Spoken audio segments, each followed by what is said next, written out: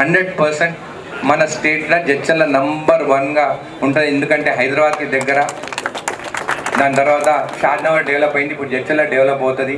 జడ్చర్ల మహబూబ్ నగర్ కూడా రెండు కలిసిపోతాయి. ఎందుకంటే IIIT మన దగ్గరనే వచ్చినాయి, నవోదయ మనకే వచ్చింది.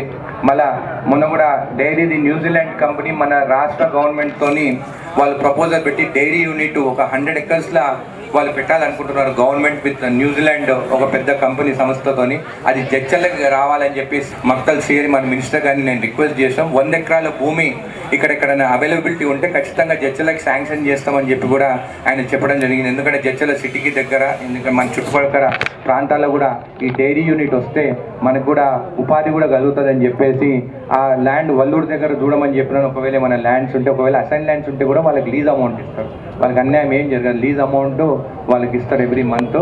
అదే కాకుండా ఇదిగానపల్లిలో ఒకవేళ గవర్నమెంట్ ల్యాండ్ ఉంటే అక్కడ చూడమని చెప్పినాను. ఒకవేళ మిడ్జిల్ దగ్గర కూడా 100 ఎకరాల దాకా ఎక్కడన్నా అవైలబిలిటీ ఉంటే కలెక్టర్ గారు చెప్పినా మా డీటెయిల్స్ కావాలని చెప్పిన ఖచ్చితంగా 100 acres అవైలబిలిటీ ఉంటే ఆ యూనిట్ మన దగ్గర తీసుకొస్తే ఖచ్చితంగా రైతులకి మనం అండగా ఉండొచ్చు, ఉపాధి కల్పించవచ్చు, జడ్చర్ల ఖచ్చితంగా డెవలప్ అవుతుందని చెప్పేసి నమ్మకం నాకుంది. రేపు మనకు బైపాస్ కూడా వస్తుంది.